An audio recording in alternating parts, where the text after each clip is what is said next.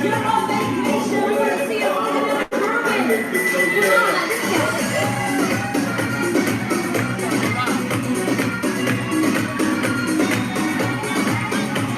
Come on, let's go. That's right, if you came to party, I need to see you on this dance floor. Where's all my party people?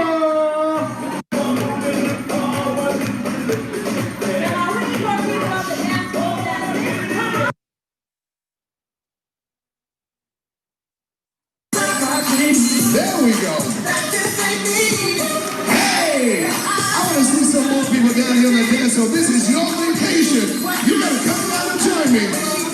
We are going to Jamaica, baby. The Cayman Islands and Mexico. All right, we're going to sing this, shall we? And I said, yeah. Hey.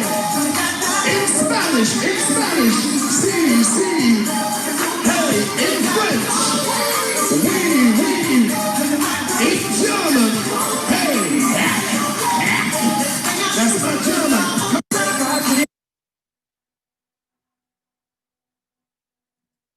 Okay, there we are. So our first stop is going to be Mexico or Texas. I'm sorry, we're going from the United States. Bear with me a moment. I'm going to share again. One moment, please. Howdy, partners. Kathy and Ted here to give you a little taste of Texas. Now, Kathy was born and raised in Texas. I moved there in my early 20s and lived there most of my life. We'd love to share with you some of the things that we cherish about the state. Visitors to Texas, starting in the mid-'80s, might have been taken aback seeing these signs along the roadway. Their first reaction might be to just keep driving on. A closer look, though, showed that these signs were part of a very successful anti-littering campaign that continues through today. Texans have a long history of independence and a spirit of Texas pride. Texas history is a large part of the curriculum in the schools. For example, when I was seeking my permanent teaching permit in Texas, a requirement was for me to pass a course called Texas and Federal Government. As every Texas student learns, years of fighting for independence from Mexico led to the famous Battle of the Alamo, and subsequently the Battle of San Jacinto, where Texas became a sovereign nation. Most major Texas cities have streets named after the heroes of these battles: Travis, Bowie, Crockett, Houston, Austin, Fannin, among others. A visit to San Antone wouldn't be complete without seeing the original Alamo mission, along with its exhibits and gift shop. If you're in Houston, stop by the San Jacinto Monument. Much of Texas' pride can be attributed to the fact that she was a sovereign nation from 1836 until admitted to the Union 10 years later. Despite the self-deprecating "Don't mess with Texas" slogan, Texas is a very welcoming state. I remember walking down the sidewalks of downtown Houston in the mid-'70s. Businessmen of the day almost all wore Western-style suits, fancy belt buckles, and cowboy boots. As they passed by you, they would give you a tip of their Stetson and say howdy. Where do you go Friday evening after a long week of work? To the Longhorn Saloon, of course. Country western music, a beer or two, some snacks, and dancing. The two-step, polka, and waltz, each with a unique Texas flair. Don't forget the line dances either, the Macarena, the electric slide, and the cowboy cha-cha, to name a few. Of course, there's the one we would like to forget, the chicken dance. I hope no one took pictures of that. The annual Houston Livestock Show and Rodeo has it all. Real cowboys rodeo clowns, bull riding, calf roping, barrel racing, chuck wagon races, and more. Kicked off by the championship barbecue contest, this event is a must-see. If you're in Houston at the end of February and early March, be sure to grab some tickets and attend. Plan on spending several days just to see everything. Run by over 35,000 volunteers, all proceeds go to scholarships, which in 2019 totaled over $27 million. Let's talk food. After all, this is the Taste of St. Edward's. Notice that I didn't use the word cuisine. That word just isn't in a Texan's vocabulary. Good old fill up the belly grub. That's what we're talking about here. Let's start with Texas barbecue. Just like most things in Texas, barbecue has a style all its own. It's not Southern barbecue. It's not Kansas City barbecue. And it's most certainly not slap a burger on the grill barbecue. Whether it's pork ribs, sausage, chicken, or the classic Texas brisket, the recipe is simple. Work in the dry rub. Often it's just salt and pepper. Cook low and slow in a wood-fired smoker. Now, low and slow is the key. Fill up the firebox with wood, usually hickory, mesquite, or a combination of both. Bring the grill to temperature, around 225 degrees. Load in the meat and spend the night tending the fire. It can take 12 hours or more for the meat to reach perfection. Serve with a side of coleslaw, baked beans, and maybe some fried okra and collard greens. Don't you dare put any barbecue sauce on it. No real Texan would do that. Tex-Mex. It's all in the name. Start with traditional Mexican fare, but give it a Texas flair. The choice of cheeses and spices really set things apart. Now, the closest we've found to authentic Tex-Mex cooking here in the Atlanta area is a restaurant called Papacitos. I could tell you about it, but I have a better idea. Let's take you there. Hi, Kathy and Ted here. It is October 13th, 2020, our anniversary. So as a treat, we thought we would go to Papacitos. You know, Papacitos is probably the closest you can get to authentic Tex-Mex food outside of Texas. So for us, it's always a treat. This particular one is all the way in Marietta. So it's not convenient, but it's more convenient than driving to Texas. 35 minutes. So let's go in and see what Tex-Mex food we can find. Yay! So when you're talking Tex-Mex, it's really all about the spices, the way the meat is marinated. It's about the cheeses that they use. And it's got a lot of... Hi, Kathy. Thank you. Okay, as I was saying before I got distracted, it's all about the cheeses and the spices. The rest is pretty traditional, but oh, I love that bean soup. And I'm having here fajitas. Again, done to Tex-Mex perfection at Papacitos. We hope you enjoyed this little taste of Texas. We were only able to scratch the surface in the short time we had together. So if you ever plan on visiting the state, be sure to get with us before you head that way. We'll share with you some of our favorite things to do. Bye, y'all. All right, thank you. That was good. Wonderful. That was very good. All right, it's Mickey. Mickey, you're ready for us? Oh, Lordy, I hope so. All right. Okay. All right, that's the first one. Okie dokie. These are some of my favorite places in all time. I'm giving you a show of a few places I love around the United States. That is Folly Beach, South Carolina, where I spend a week every year painting and photographing. And this was right after Hurricane Michael came through. And I call it Michael's gift. So, and the beach wasn't anything like that. There was nothing of interest this year when I went. Mm. So enjoy that. Next one. Okay, that's Jekyll Island. And I was there for a photographic exposition, which we have every other year for the Georgia Nature Photographers Association. And I dragged Wendell out of bed because he has to help me carry my junk to get to the beach before sunrise.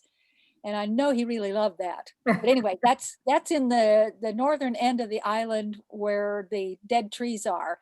And it's absolutely fabulous. Next. That happens to be a painting, which you can't see all of. For some reason, the whole picture is not showing on this. That's a painting of a spot where I was and took a photograph. That's in Nevada, I believe it is. It's the Red Rock Canyon, not Red Rock Canyon. Oh, heck, it's on a Arapaho territory, I believe. But it's got, those are the actual colors of the rocks there. It's Wow. absolutely fabulous. It's Yeah. outside of Las Vegas. That's all I can tell you because the Yeah. name leaves me right now. It's Next. pretty. Oops. Yeah, there you go. Okay, that's outside Taos. That is inhabited for 800 years. That's the Taos Pueblo. And that's another place that I love to photograph. And I haven't been able to paint there. So everything I have is in photography, but it's wonderful. And those are the Sacred Blue Mountains. And one of the presidents, a couple of presidents ago, finally returned that to their possession. And it's a sacred place. So it was about time that they gave it back to them. Okay, great. And that's Stone Mountain. Oh, That's Yellow Daisy time, which was just a couple of weeks ago. So if you didn't get there, try it next year. It's always around Labor Day. okay. Beautiful sunset. Okay, and that, let me think. I'm pretty sure that's probably Folly Beach again for sunrise. Okay. So the next one. And that is La Plaza Blanca, which means the white place. And that's out in New Mexico near Abiquiu. And that's where George O'Keeffe did a lot of painting in that area. And if you see down in the bottom right, that's a human being. Yeah. And that's the size. Uh-oh. Can you see her? Yes, Right yes. down at the Yes, base. you can see her. Yeah. Yeah, it's huge. It's caused by the wind and the water. It's called hoodoo. Really? And Ooh. it is amazing to walk there. Wow. Next. And that is one of my very favorite places. I used to spend my summers in Maine, and that's an old saltwater farm. And you can see some sheep over on the left upper. Yes. And I took my daughter took me and her daughter up there 2 years ago at this time. And my granddaughter sat in the car on her cell phone, and I opened the door to the car and I said, will you get yourself out here and put that cell phone down? Said, you're going to see one of the most beautiful places in the whole country. And she grudgingly got out. And I think she finally realized that was better than what she was doing on the cell phone. Yeah. Next.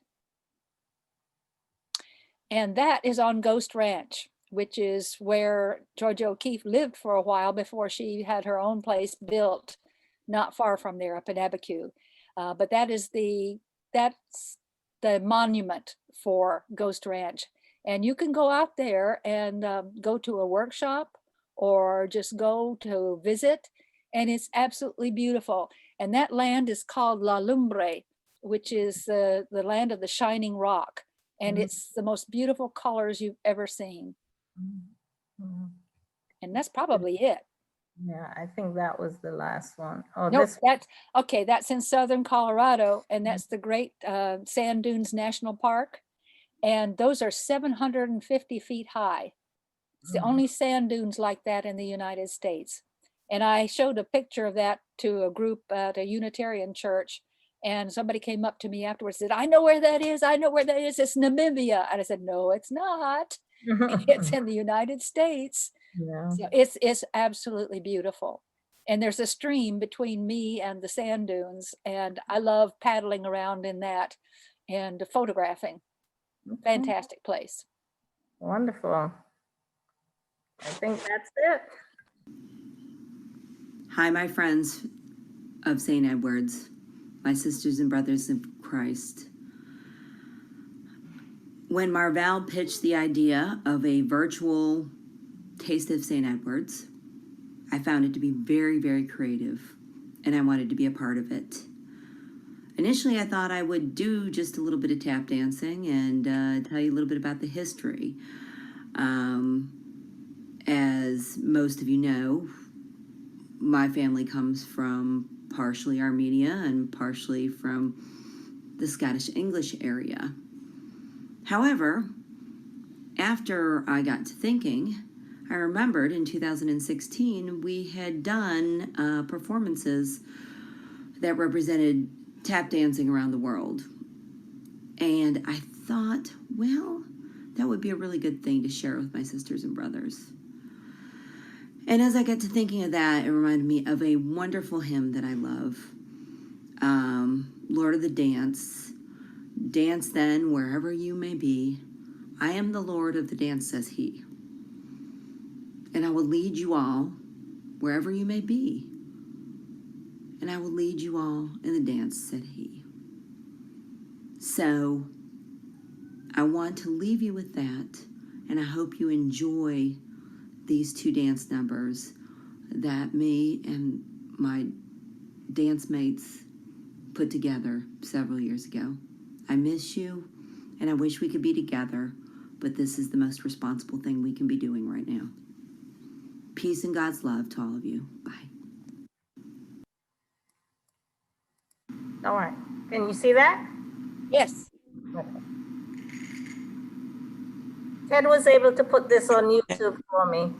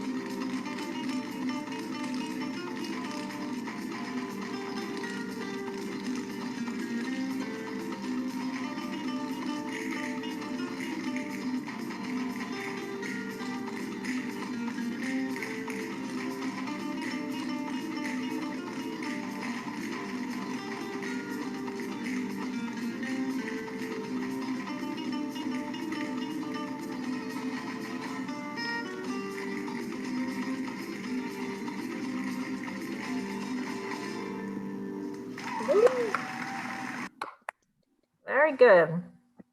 Let me stop sharing for a minute. Very good. All right, let me get rid of this. And yes, that was us playing the castanets at the same time we were dancing. Oh, wow. Beautiful. That Very was nice. really, That was really great. hard to learn. That was great. So, Nicole, you there? Okay. Give me a second. Let me. I am here. Okay. A second. Let me do this. Selena, it was really nice to see you dance. I've always known you were a dance teacher, but I've never actually seen you. That was nice. Yes. Okay. All right. I'm gonna I go. have a couple times at church, but it's a little bit harder. But I have a better board now, so I'm also looking into maybe getting a mic. A mic. That's me. Yeah. There you go. Mm. I want to see Mike dance.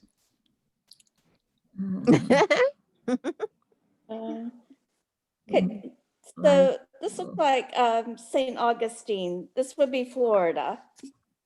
This would be Hannah's submission. Okay. There's Hannah. Hello everyone, welcome to Taste of St. Edwards. My name is Hannah Gatland. I'm currently filming this down in St. Augustine, Florida. And for today's meal, we are going to be cooking chicken teriyaki. So after about stirring the garlic around for 30 seconds, I'm going to add in that sauce mixture that we had earlier.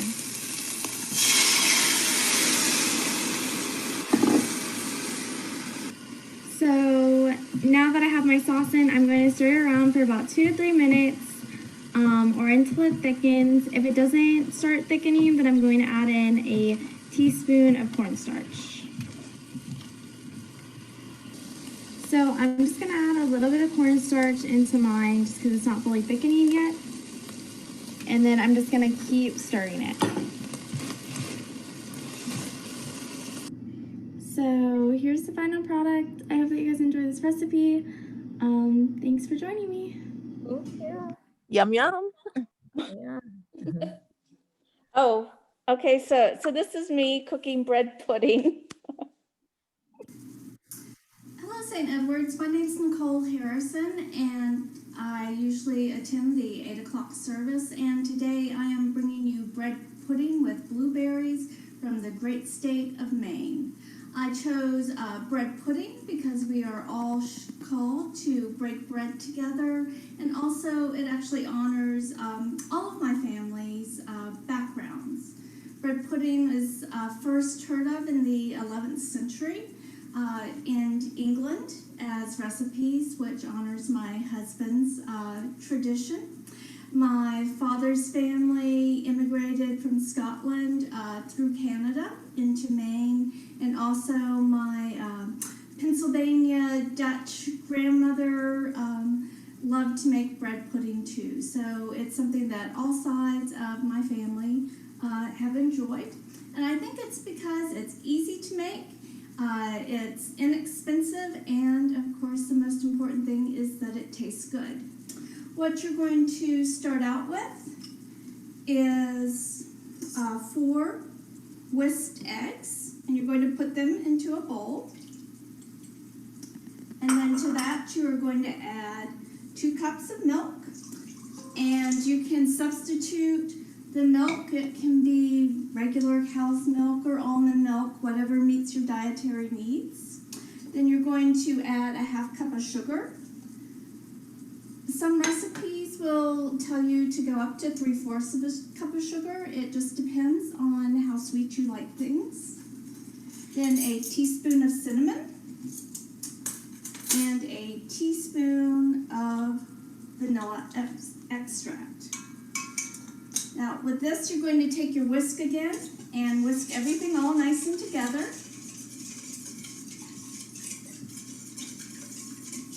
And once you've got a good mixture going, you are going to add your 6 cups of bread.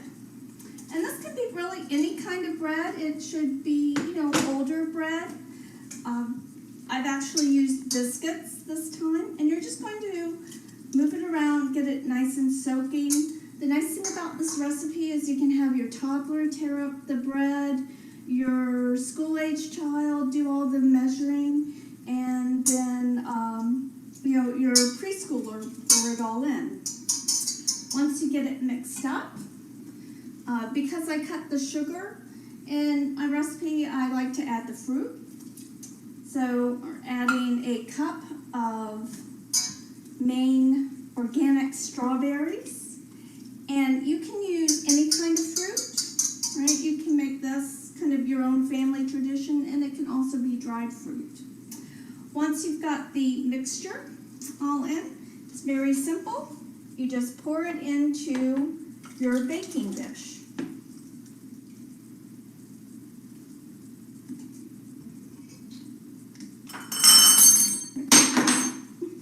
And as we know, everything, right, tastes better with butter. So we're going to top it off with some butter to make sure we get a nice browning at the top. Your oven should be set at 350 degrees, which we will set ours.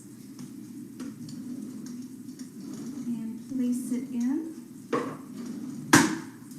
You're going to bake your bread pudding for about 45 minutes. And when you take it out, it should be nice and golden brown and springy. You may want to check it, based on your oven at about 30 minutes. So we will put the bread pudding that we have made in.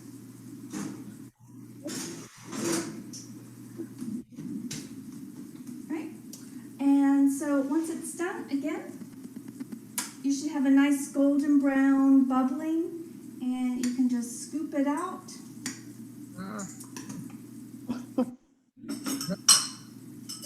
Good. And put it into dishes.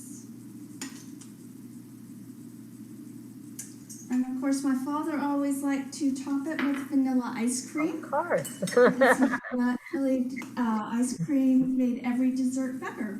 Yum, yum. And Thank you. All right, I'm gonna go through some more of the, that's the recipe there.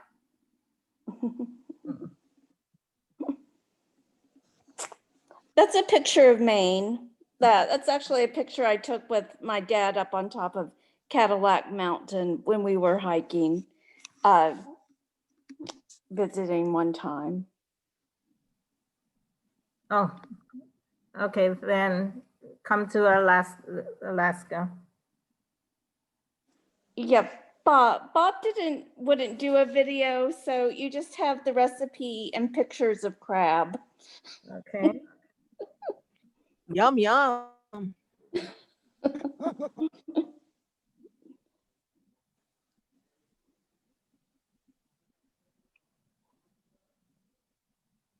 Those are just pictures of us in Alaska.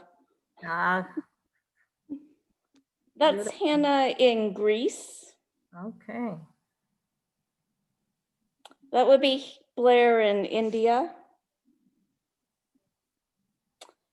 This is Blair in Peru.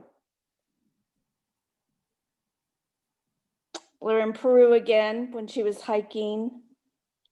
Blair at Machu Picchu. Okay.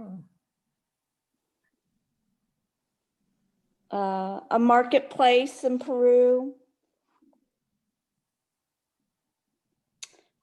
This is corn that they were eating. They actually eat guinea pigs in Peru. And this was at a place where, Blair was with, I guess, basically the host. So she actually ate guinea pig. Ah. she was a good guest. And of course, Peru is where potatoes developed. Okay. Yep, there's Blair with her potato. And that's and the tea, yeah. And the video is actually of Blair making the tea.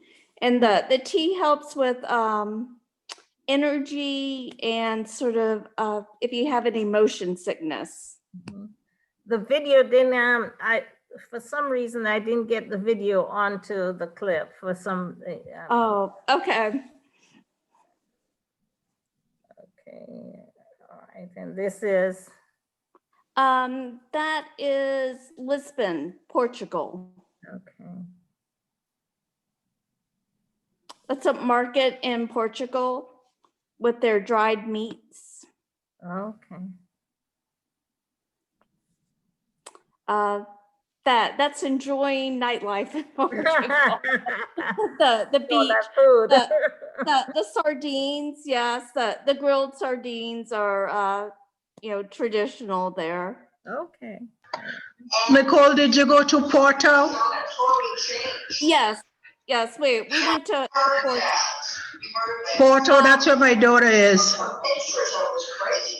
Porto, Portugal. Yeah. That's a temple in Vietnam where Blair went when she was working in Vietnam. Okay. Let's go. There's Blair in Vietnam. Okay. Blair really likes the fruit in Vietnam, and there she is, drinking from a coconut. Those are some of the fruits that Blair ate fruit every morning for breakfast in Vietnam. Okay, and those are some of the fruits. Yeah, those are the fruits. All righty. Okay, great. Going good so far. All right. I don't see no one here from Africa, so I can't speak to, I have videos of them, but I can't speak to them. So we're gonna go to the islands now. So I'm gonna have Jeanette. Are you ready? One second. Let me bring up your. I'm ready. Yes, I'm ready. 1 second. I'm gonna bring up the. Just hold on 1 second. Let me get my notes ready. Okay. I'll go ahead and bring this up.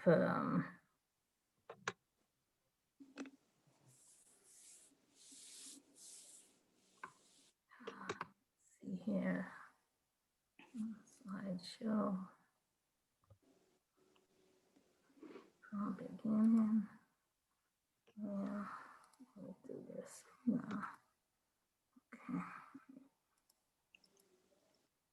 Okay, let me let's stop there. Give me a second. Let me try to.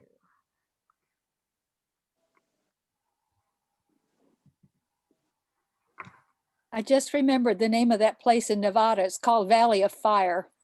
Oh, okay. Nice. Share screen. Share. You said you're ready? I'm ready. Okay, let's do this. Let's go. Slide beginning. All right. Welcome to Barbados, gem of the Caribbean. Barbados is an island in the Eastern Antilles, the Lesser Antilles. It's the easternmost island of the Antilles. Okay. Okay, when you dock, you will be at the mouth of the Careenage. This is a photo of the Careenage in Barbados. You will notice that Barbados is full of history. The British made it a port of commerce in the early 1600s and was actually the hub of much of their commerce in the New World. So you're likely to see a lot of architecture that looks very familiar to you. But the original inhabitants of Barbados were the Arawak Indians. And if you go to the northernmost part of the island in St. Peter, you will see that they've unearthed some ruins from these Arawaks that they told us for a long time didn't exist. So I would love to be able to tell my mother that when she told me that she was African and Arawak, that she was absolutely right. Next. I'm going to play you a short video now.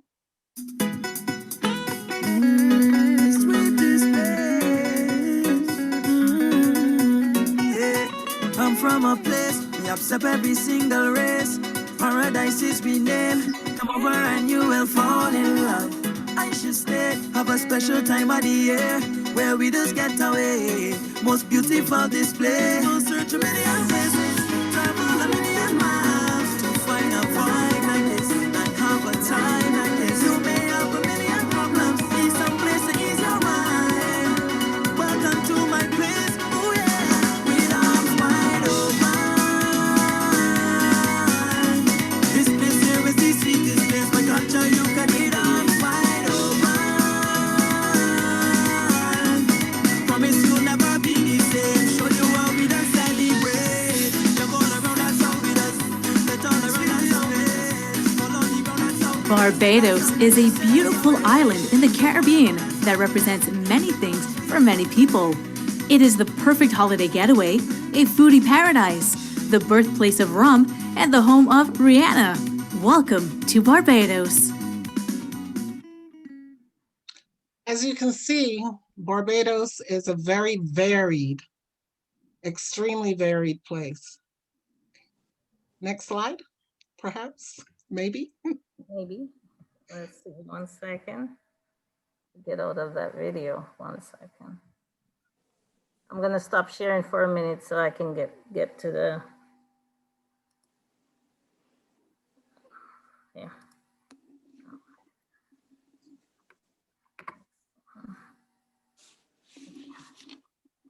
All right, let me go back to share. And Right, so as we come into Barbados, you will see at the mouth of the Careenage, you will pass the only existing dry dock in the world. The screw dock in Barbados is one of the last existing docks of its kind in the world. It was built in the 1600s, 1683, I believe. And that will lead you directly into the Careenage area where there are lots of waterfront cafes and people hang out. And as the Bajans say, Barbadians call themselves Bajans. As the Bajans say, people like to lime at lunchtime in this area. It's right across from the main capital of Bridgetown. You'd go over Carlisle Bridge and enter Bridgetown. Next slide. In Bridgetown, you'll see lots and lots of interesting architecture that reminiscent of Georgian England. St. Mary's Anglican Church is one of the oldest churches in Barbados, probably one of the first to be built. It was destroyed by a hurricane in 1883 and was rebuilt subsequently. The other building that you see on your right is the Barbados Trade House. And when the ships came in, to pick up sugar and to leave their produce off. This was where they would come in. It still stands today pretty much the way it looked in the 1700s. So there are lots of buildings like that in Bridgetown, which was named a UNESCO historical site in 2011. Which for an island that's 21 miles long and a smile wide was a great honor because we have a lot of firsts in Barbados for such a tiny, tiny island. These are the Parliament buildings in Bridgetown, right across from Heroes Square. Heroes Square was, you can go to the next slide, Mona. Heroes Square was recently renamed. You can see Heroes Square right there where the palm tree is on your left. And it goes around, this bridge is the Independence Bridge that was built to commemorate Barbados's independence in 1966. They became independent from England.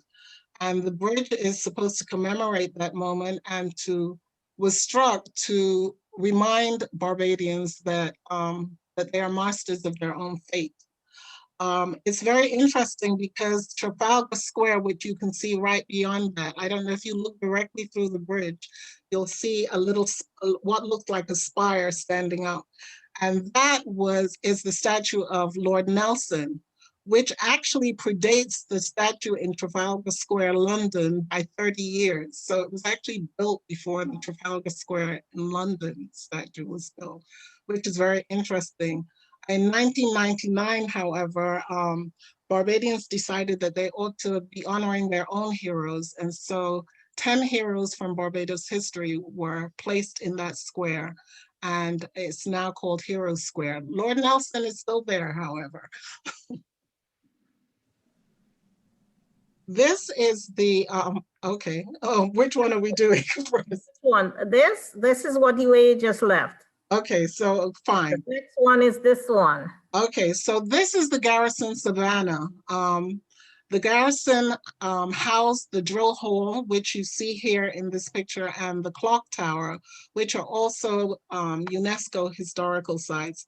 This garrison is also home to 7 of the rarest cannons, they tell me, in the world, and was actually built by the British in the 1600s to house their military. It now houses the Barbados National Guard, and the clock tower still has a drill performed there at noon every day. If you happen to be in Barbados and you like that sort of thing, you can go there and see the changing of the guard in Barbados. This is the Nidi Israel Synagogue and Museum, and this synagogue was built in 1663 and is the oldest synagogue, consecrated Jewish synagogue in the Western Hemisphere. It's the first in the Americas. 300 Jews were put out of Recife, Brazil, by the Portuguese in the 1600s and came to Barbados and built the synagogue here. It now houses a museum, which you can see on the right, which of course is much more modern than the actual building. But we still have a large community of Jews in Barbados who still worship in this synagogue. The next picture is of the Barbados Museum. And I put these two together because a very little known fact is that the house on the plantation house, Bush Hill Plantation, is actually now called the George Washington House because this is the only place known outside the United States that George Washington visited. At 19 years old, he came here with his ailing brother Lawrence and stayed in Barbados for 6 months, I believe it was 6 months, while he recovered, and I guess gained enough strength and enough inspiration, I guess, to come back and lead a revolution. This is St. Nicholas Abbey, which has no religious significance at all. It was never an abbey. It was a great house that was built by Sir Lawrence Gay and was always used as a rum distillery. We have had members of that family who lived there up until 1978, I believe. And then it was bought by a local Barbadian and is now a historical, it was actually a plantation house. And there are slave quarters in the back, but you can't see them, the chattel houses that, that housed many of the freed slaves. But it's a very interesting, again, the Georgian architecture is apparent, and it's a very interesting site to visit. And then we go to the chattel houses, which is where Barbadian workers live. These houses are kind of interesting because they were built with no nails and no foundation so that they could be picked up and carried from one place to another. So that if you found work on one plantation or another, you could move the houses. So when we visited my grandmother in the 60s, it was not uncommon to see one of these houses on a truck driving along the road, which is very strange. But yeah, these houses can be picked up and moved from place to place. Our next picture is so that I can bring you greetings from St. Lucy's Parish Church. Canon Curtis Goodrich wishes to let you all know that he misses being at his second home this November. As you know, my brother usually visits in November. And this is his church. This is where he has been the rector for the last 30 years. And so he wanted you to know that you are welcome to come visit anytime. And if you so desire, 2037, this church will be celebrating its 300th anniversary. And so there'll be a huge celebration. You're all invited to attend. In Barbados, we have spectacular views from the rocky Bathsheba coast, east coast on the east coast, to Cherry Hill, which looks down over the St. Andrew coastline, where a lot of Scottish people settled. It's still called the Scotland area, and is very famous for its pottery. Again, if you want beaches, we've got scenery. The North Coast is fairly rough and wild. And if you go to the next picture, you'll see the contrast between the West Coast, which is very calm and placid, and the East Coast, which there's lots of surf. It's called Bathsheba because the waves breaking resembled the bath that Bathsheba was supposed to have taken in milk, in goat's milk. And so the waters are supposed to be healing. If you're interested in natural beauty, then Andromeda Botanic Gardens houses about, I think they said, 350 of the rarest species of tropical plants in the world, and is a sight to behold, I can tell you. It's 6 acres of just flowers and all kinds of flora, beautiful. The next slide is of Harrison's Cave. Harrison's Cave is a natural underground cave that was, I'm not quite sure. Barbados, as many people don't know, Barbados is a coral island. And this cave is full of stalagmites and stalactites that were formed underground during, I don't even know how long ago, hundreds and hundreds of years ago, but it is really awe-inspiring to go down there and see these formations that represent nature at its best, I guess, because these rocks, you can only go down there by tram. They do let you walk around a couple of places, but because it's dangerous, I suppose, and they don't want anyone to drown because there are lots of pools, hidden pools. But I would recommend going there if you're interested in nature at all. Next. I had the opportunity to visit there. Oh, good. Oistins is a tiny fishing village on the south coast of Barbados. My parents' house is just up the road from there, but on Fridays and Saturday nights, they have a huge fish fry, and it's become a tourist attraction. There's dancing, there's all kinds of entertainment, and there is all kinds of seafood. Any seafood imaginable is there, local and flown in from Scotland. You can get fresh salmon flown in from Scotland the day before. You have lobster and shrimp and everything. This is the Barbadian national dish is cuckoo and flying fish. Cuckoo is a dish that's made with cornmeal and okra and probably originated on the west coast of Africa, but has been adapted in Barbados. And breadfruit trees grow everywhere, so they use lots of breadfruit to do different things. I'm told that they now even make tacos using breadfruit. But you should try the local fare. There are lots and lots of restaurants in Barbados, from everywhere, lots of international cuisine. And they're not afraid to say cuisine because some are actually very fancy, but try the local fare. One of my favorite things to make are codfish cakes. My kids love these. You make it with salted cod, flour, onions, and pepper. And they're not difficult to make. If you need the recipe, I'd be happy to pass it along. Barbados is famous for its rum.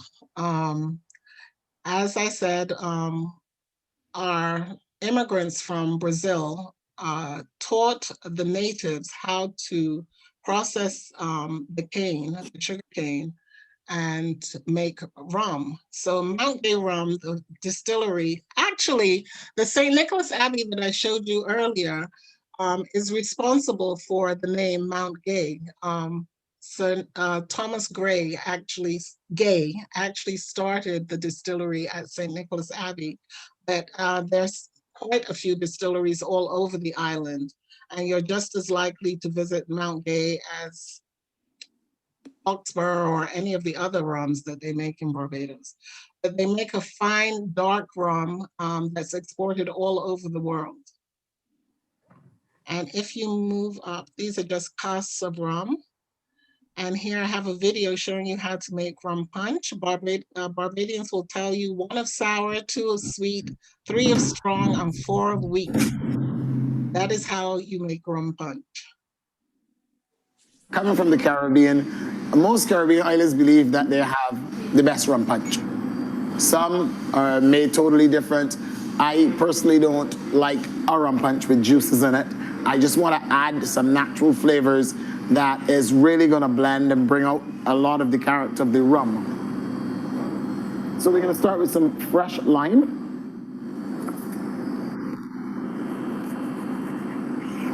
We need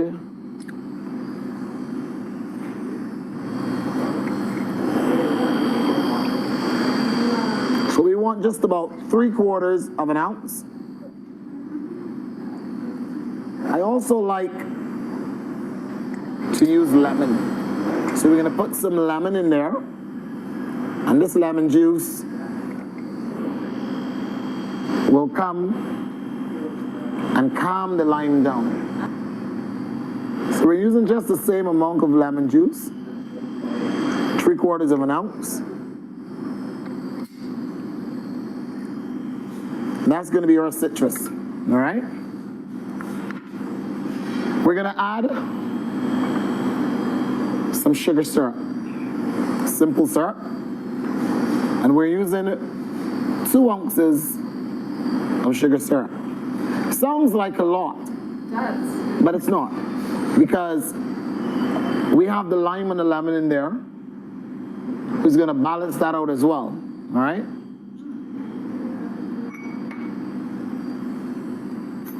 So that's 1 of sour, 2 of sweet. Now we have 3 of strong. All right. Next, we're going to add a few drops of grenadine. This is going to add color and just a little bit of flavor. It's going to give it that nice little pomegranate cherry note coming through in there. We're going to add some aromatic bitters.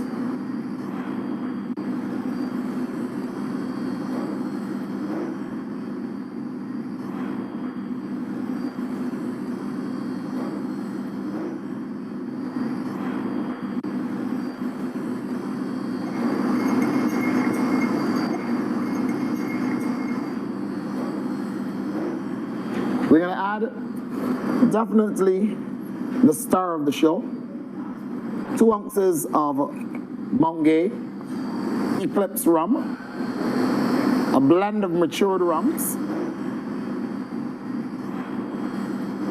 and then we're going to add some nutmeg.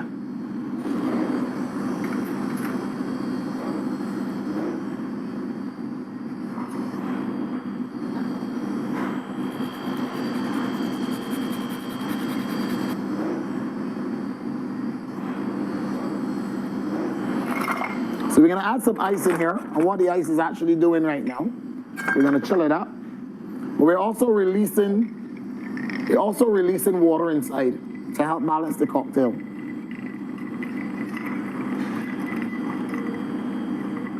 The cocktail is stirred and not shaken for sure.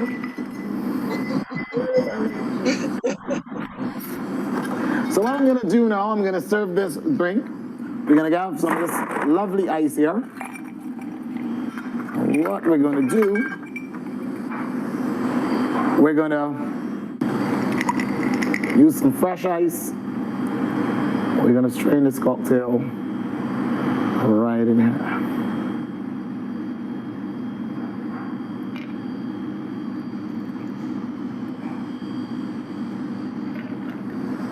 All right. Then we're gonna sprinkle some nutmeg on the top. And this is gonna add a lot of flavor also. And when you're taking the drink to your mouth, obviously you're gonna get that nice nutmeg smell. And we're gonna finish off with our Mount Gay XO infused cherries.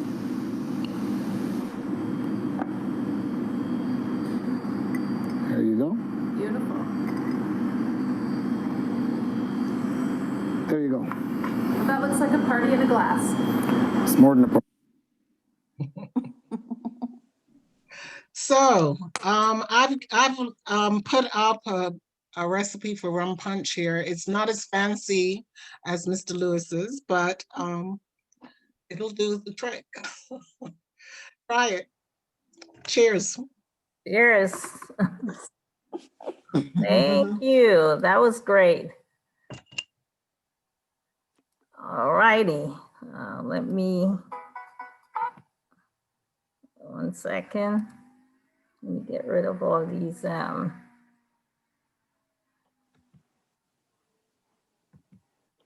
Okay. All righty. So we have 2 more. I hope you all are not getting bored. No, we're good. No. All right, wonderful. Okay, one moment. Let me bring this up.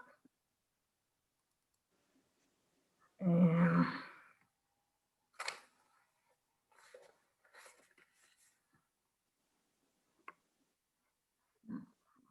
second.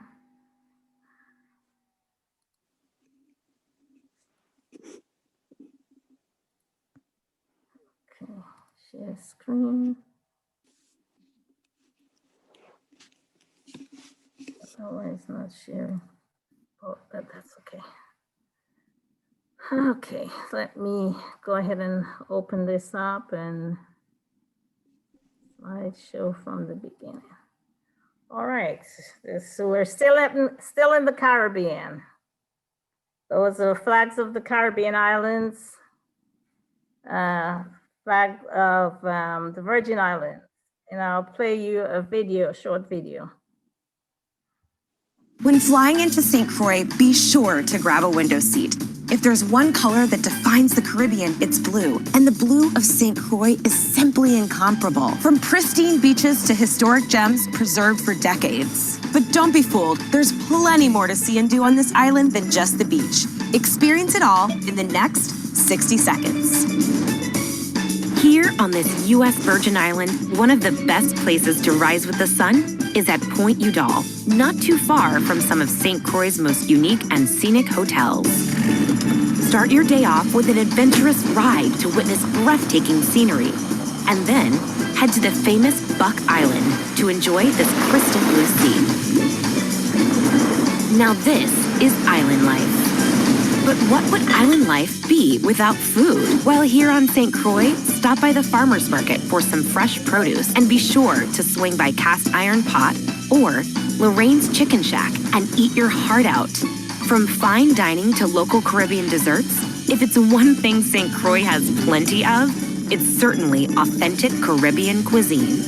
Spend the rest of your afternoon getting your history fix at Fort Christianburn or watching special performances by local quadrille dancers or the Moco Jumpies. and kick off the perfect island night watching the sunset with a special craft cocktail from some of the island's best bars and lounges. So, what are you waiting for? It's time to take on St. Croix and feel a vibe like no other. Okay. Give me 1 second. Let me stop this a minute and then I'll bring the other part of it on. Okay, so. I love the Virgin Islands, by the way. Thank you. Okay, let's share. Yeah. Okay, let's off to slide and go to this slide. Okay, this is Point Udall in St. Croix. Point Udall is on the east end of the island, and it is on the most western point of the United States. It was named in 1969 for Stuart Udall, the Secretary of Interior under President John F. Kennedy and Lyndon Johnson. And in 2000, they built the sundial at the point of Point Udall for the Millennium Monument. So that's Point Udall, and that's another picture of it there. And another favorite thing of St. Croix, let me go ahead and play this for you. When you come to the U.S. Virgin Islands, one of the first things you'll notice is their spectacular beauty. The second thing, Cruisin' rum. It's everywhere. In your hotel room, on the boat, at the bars, Cruisin' rum officially rules the islands. So I set off on a mission to discover the secrets of this locally loved libation. And after my first ever seaplane ride, I landed at the Cruisin' rum distillery on the island of St. Croix to meet up with Karen Nelthrop, 7th generation rum maker. So we have seen rum all over the U.S. Virgin Islands, so we had to come straight to the source to get the inside scoop from the experts. Well, thank you for coming. Yes, you did come to the right place. And I think the right room. Oh yeah, we are in the right room. This is where all the rum is, right here. One barrel contains 47 gallons each. And this warehouse probably would have 8,000 barrels in this one warehouse. Oh, I'm sorry. When you come to the U.S. Virgin Islands, your hotel room, on the boat, at the bar, officially rules the islands. So I set off on a mission to discover the secrets of this locally loved libation. And after my first ever seaplane ride, I landed at the Cruisin' rum distillery on the island of St. Croix to meet up with Karen Nelthrop, 7th generation rum maker. So we have seen rum all over the U.S. Virgin Islands, so we had to come straight to the source to get the inside scoop from the experts. Well, thank you for coming. Yes, you did come to the right place. And I think the right room. Oh yeah, we are in the right room. This is where all the rum is, right here. One barrel contains 47 gallons each. And this warehouse probably would have 8,000 barrels in this one warehouse. A lot of rum. That is a lot of rum. So where does the process start? This is where all Cruisin' rum comes from. Now, if you look down inside this sugarcane here, it looks like bamboo. Yeah. Right there is where the sugar is. Next, fermentation. Now, did you know what molasses is? It comes from sugarcane. What you're looking inside here is called a seed tank. And the seed tank represents a mixture of water, molasses, and yeast. Okay. These tanks are the fermenter tanks. Wow. Now, it looks like it's boiling. Well, actually, it's not. It's all natural movement caused from the fermentation. The yeast being crazy. They're like, yes, let's get some sugar. After the yeast and sugar have fermented, it's on to distillation. The fermenter that you saw, there was no more bubbling. It's being pumped into here right now. We distill our rum 3 times. We're removing fusels and heads. Fusel oil causes hangovers. So across the board, if you drink our product, you're going to feel good to the next morning. Because believe me, I tested a lot of rums. That's little known secret. When the rum leaves the third still, it's transferred into hundreds of barrels. The darker the rum, the longer it's been aged. This one's been aging for 12 years. And finally, we've made it to the bar. Okay, I'm gonna make a Crucian Mango Hurricane drink for you. That sounds perfect. Okay, first you need a hurricane glass. Okay. Voila. And then we add the mango rum. You guys have so many different flavors. Oh, we have so much. And this here is the Crucian Dark, which is blends around from 2 to 4 years. You put a little drop of that in there. And then after that, we add a little orange juice to it. Then you got the red juice. It's pretty cool looking how the sunset comes across. A classic Crucian rum cocktail. Cheers, thank you. All righty, and then we'll move to the one of the cultural dance on the island. And let me go ahead and play it. Just like that dancers. All gentlemen from the head, 10-6 side, take your partners in hand. Grand meet.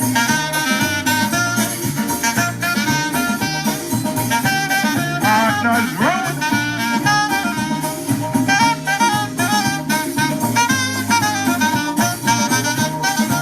Let me see what you got. Stop, shake. Stop, shake. Stop, shake. Stop, shake. Stop, shake.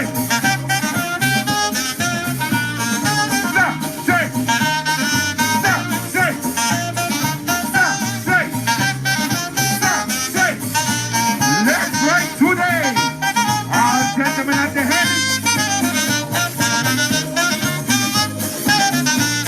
Alright, folks.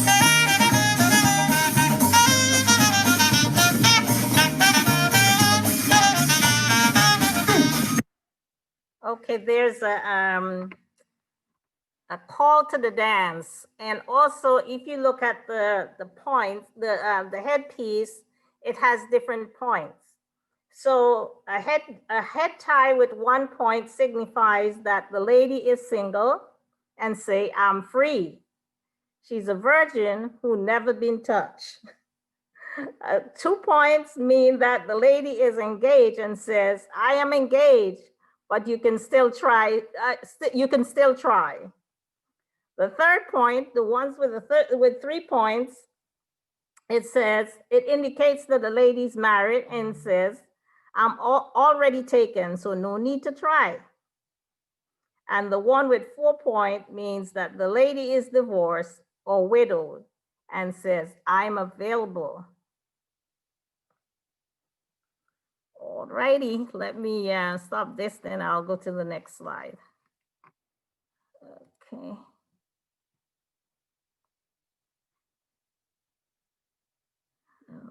Let me go up to this one and start sharing 1 second.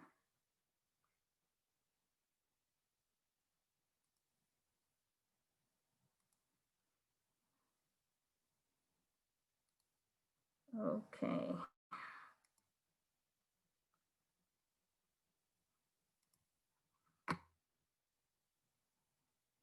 Can you see that? Yes.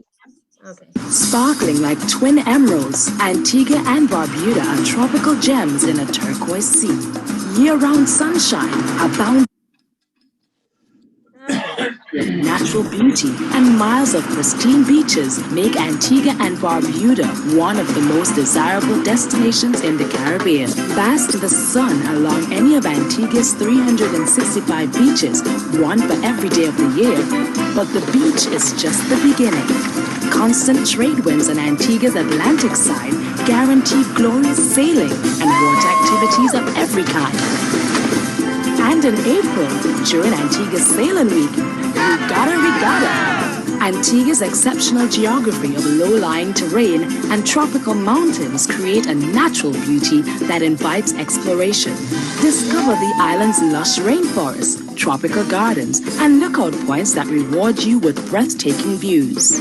Antigua's fascinating past is revealed in our capital city, St. John's, the historic district at English Harbor, and sugar plantations throughout the island.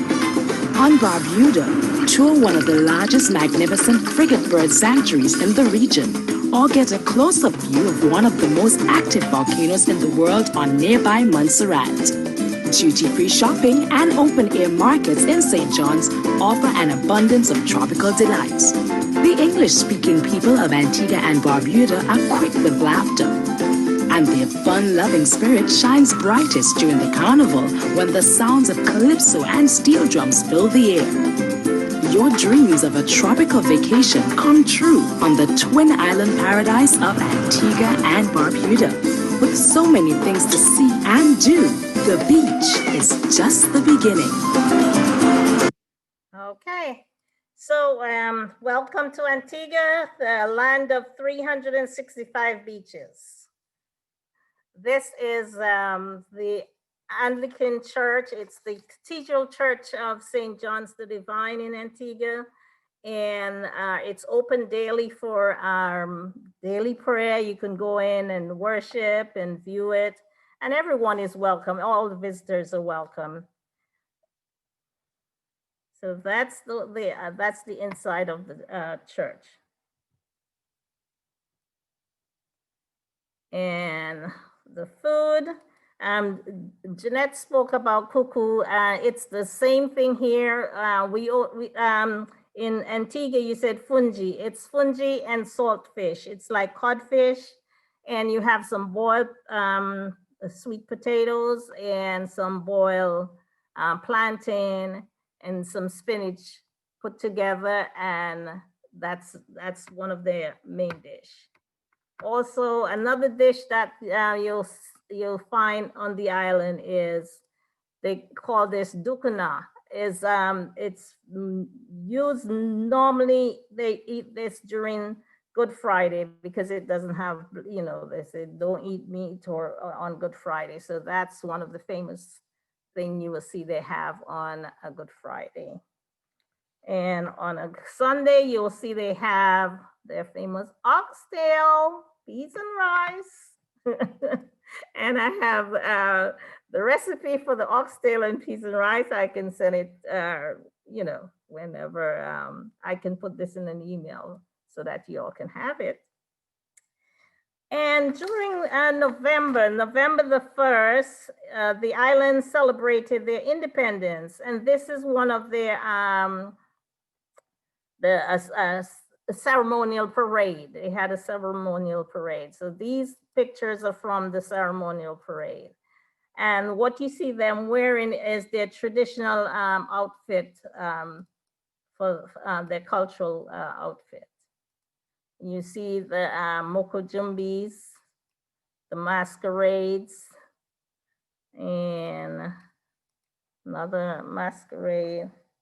And then in late, and you see the video spoke about late April, they have Sailing Week. Sailing Week is a yacht regatta that is held on Nelson's Dockyard. It is one of the top regattas in the world. It attracts an average of about 150 to 200 yachts, about 1,500 participants, and about 5,000 spectators. And this they do have annually.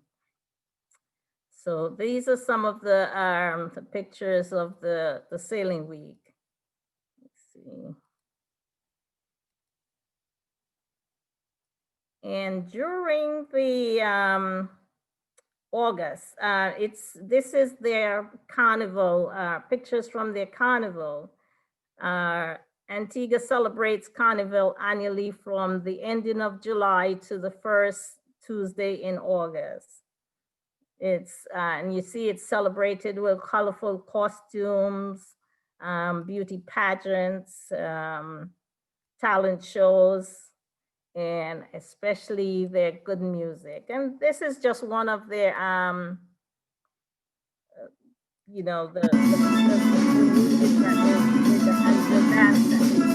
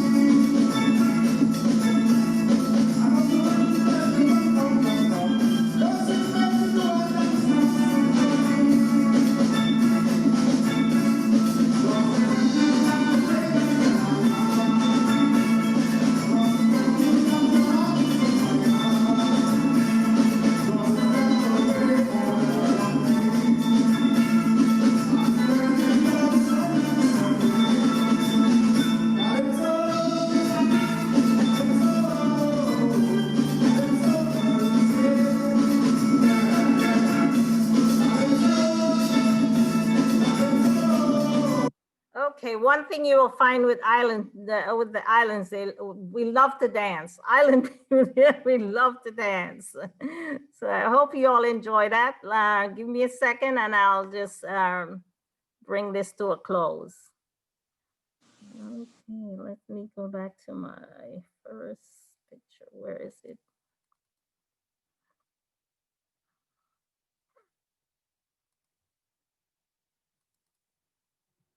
All right.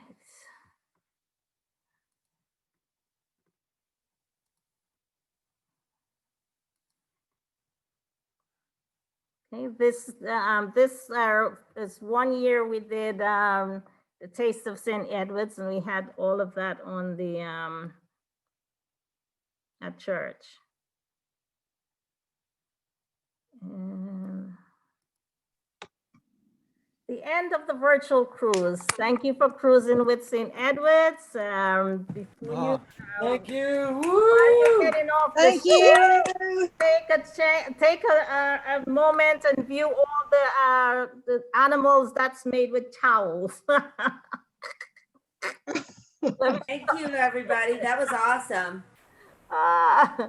Okay. Marvelle, that was great. Watch your step. Watch your step debarking. Watch your step. Watch your step. Yes, we need to leave our rum behind. Leave your rum behind. Yes. That was really great. I thank you all who participated. That was wonderful. It's very creative. It's really Very good. creative. Sending all the information to me so I can get this together. And Well, you did a wonderful job, and thanks everybody. It was really fun. It was a lot of fun. Thank you all. You're welcome. Thank you. Diane. Thank you. Bye, y'all. See y'all. Diane. You saw your famous Prussian rum, right? Yes. we have to take a tour. I'm ready. Okay, good. Donna, how are you? Hi. I got in here late. Oh, that's We saw you on the beach. We saw that you were on the beach. I and know, that's why it was me. Didn't you recognize me? Saw you. Yes, we did. I had my clothes on then. Thanks, guys. Thanks, John. Thanks, Marvelle. It was terrific. You're welcome. See you all soon. So I guess the next Thank time you, is John. what, Christmas? Next time is what, a Christmas party? At the Why rate not? we're going, right? Somebody else Midnight mass. Not me. Midnight mass, yes, yes. Midnight mass on Zoom. All right. That was nice. Thank Bye-bye. you. Thank Okay, you. bye. Thanks, Marvelle. Bye. Blessings to all. Blessings to you. Okay, bye. Thanks. Bye-bye. Bye. How do you get out? How do you get